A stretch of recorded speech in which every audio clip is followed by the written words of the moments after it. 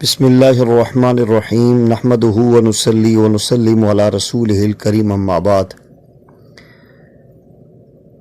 اللہ رب العزت ارشاد فرماتے ہیں، یا ایھا الذین آمنوا، اے ایمان والو، ان من ازواجکم و اولادکم عدو لکم، بے شک تمہاری بیویاں اور تمہاری اولاد تمہاری دشمن ہیں، فاحذروہم، تم ان سے بچ کر رہو۔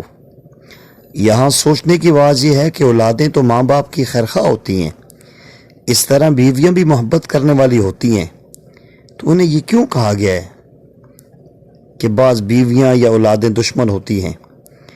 وجہ یہ ہے کہ جب بھی انسان بیوی کی محبت میں یا اولاد کی محبت میں آ کر اللہ رب العزت کے احکامات کو نظر انداز کرتا ہے یا پھر اللہ تعالیٰ کے احکام کو توڑ دیتا ہے، تو وہ پھر اس کے دوست نہیں ہوتے، گویا اس کے دشمن ہوتے ہیں۔ اس لیے ہر وہ چیز جو انسان کو اللہ تعالیٰ کی طرف جانے سے روک دے، وہ راستے کی رکاوٹ ہوا کرتی ہے۔ آج کے دور میں عجیب ترتیب ہے کہ مرد کے پاس مال ہو اسے خوش بخت سمجھا جاتا ہے، عورت کے پاس جمال ہو اسے خوش بخت سمجھا جاتا ہے، مرد کے اخلاق اچھے نہ ہوں، شخصیت اچھی نہ ہو، اس کی زندگی میں جھوٹ سچ کا فرق نہ ہو، کوئی اس کی باتوں کو نہیں دیکھتا۔ اگر عورت نیک ہے، پردہ دار ہے، خوش اخلاق ہے، سلیقہ شعار ہے، ان چیزوں کو بعد میں دیکھتے ہیں، سب سے پہلے اس کی خوبصورتی کو دیکھتے ہیں۔ تو عورت کا حسین ہونا آج کے دور میں بخت بن گیا ہے، حالانکہ نیکوکاری کا ہونا یہ بخت کہلاتا تھا۔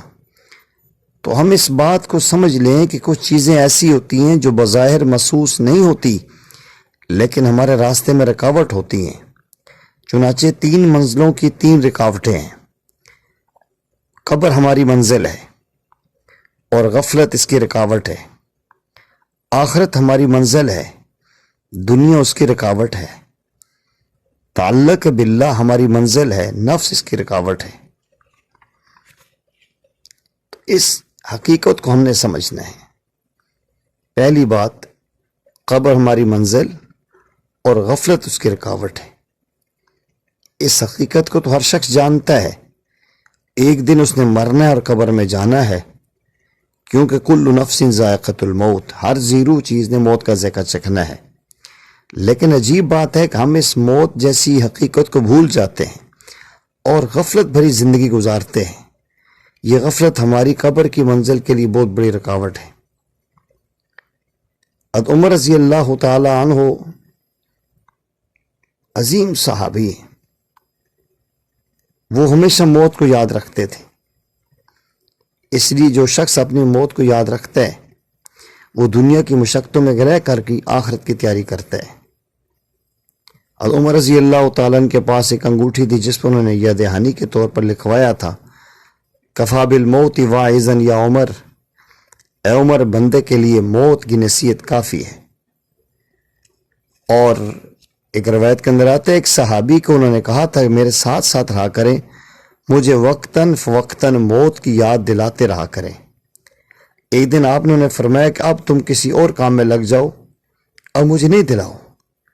اس نے پوچھا، یا امیر المومنین، کیا اب موت کی یاد کرنے کی ضرورت نہیں رہی؟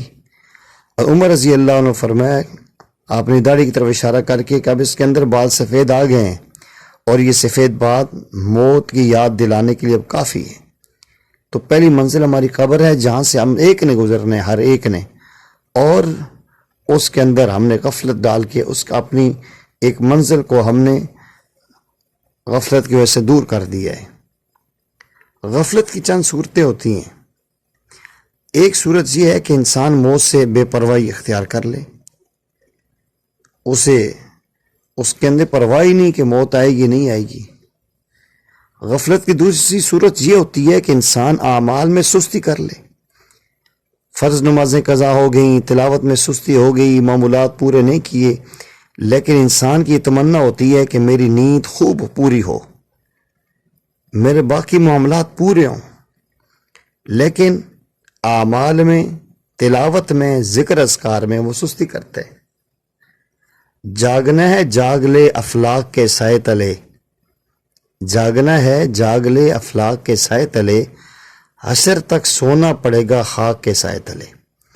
ایک وہ صورت یہ بھی ہوتی ہے کہ بعض لوگوں کو شام کا کھانا باہر کھانے کی عادت ہوتی ہے، چنانچہ گھنٹوں میں اسی میں وقت لگا کے ضائع کر دیتے ہیں۔ تو بات یہ ہوئی کہ قبر ہماری منزل ہے اور اس کی غفلت ایک رکاوٹ ہے۔ ہمیں چاہیے ہم اپنی موت کو یاد کریں، قبر کو یاد رکھیں، اپنے اعمال پہ توجہ دیں تاکہ ہم اپنا مقصد پورا کر سکیں، ضائع نہ کر سکیں۔ دوسرا پوائنٹ، دوسری منزل، آخرت ہماری منزل ہے اور دنیا اس کی رکاوٹ ہے۔ آخرت ہماری منزل ہے اور دنیا کی مصروفیات اس کی رکاوٹ ہیں۔ نبی کریم صلی اللہ علیہ وسلم نے فرمایا ان دنیا حضرۃ حلوۃ، دنیا بہت سرسبز اور میٹھی ہے۔ جیسے میٹھی چیز کھانے سے جی نہیں بھرتا یا سرسبز منظر دیکھنے سے انسان کا جی نہیں بھرتا، ایسے ہی دنیا سے بھی انسان کا جی نہیں بھرتا۔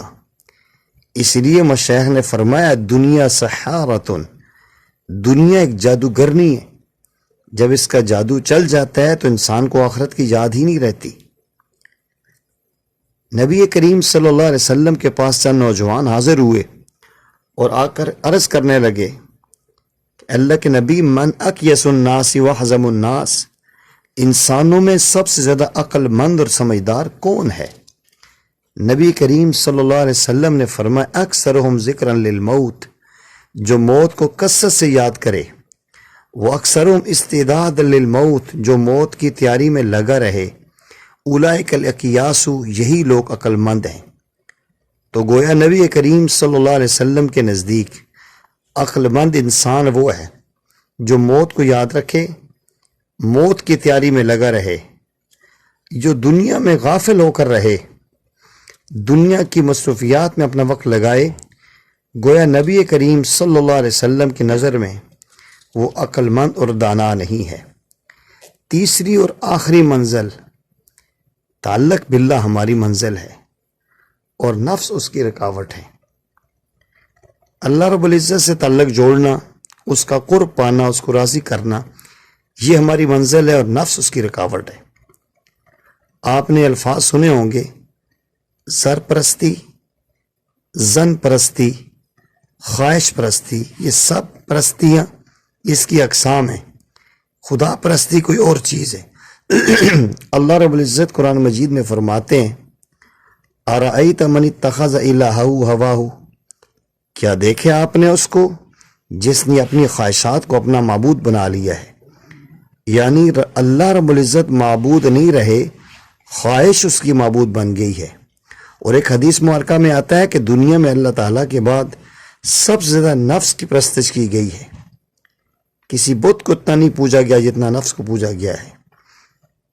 بایزید بستامی رحمۃ اللہ علیہ فرماتے ہیں میں نے ایک رات خواب میں اللہ رب العزت کا دیدار کیا تو میں نے پوچھا کہ اللہ جل شانہ، میں آپ تک آنا چاہتا ہوں، کیسے آؤں؟ اللہ تعالیٰ نے فرمایا دع نفسک وتعال، اپنے نفس کو چھوڑ دو، میرے تک آ جاؤ۔ اس لیے بایزید بستامی رحمۃ اللہ علیہ فرمایا کرتے تھے جنت 2 قدم ہے۔ کسی نے پوچھا حضرت اس کا کیا مطلب ہے کہ جنت 2 قدم ہے؟ فرمایا پہلا قدم اپنے نفس پر رکھ دے، تیرا دوسرا قدم جنت میں چلا جائے گا۔ آج نفس کی پوجا اتنی زیادہ ہوتی ہے کہ انسان اتنے فتنوں میں مبتلا ہو جاتا ہے۔ اللہ رب العزت سے ہمیں دعا کرنی ہے، اللہ تعالیٰ میں اپنا تعلق جوڑنے کی توفیق نصیب فرمائے اور ان تمام نفسانی اور شہوانی تمام گناہوں سے اللہ رب العزت ہمیں محفوظ فرمائے اور اللہ ان باتوں پہ ہمیں عمل کی توفیق نصیب فرمائے۔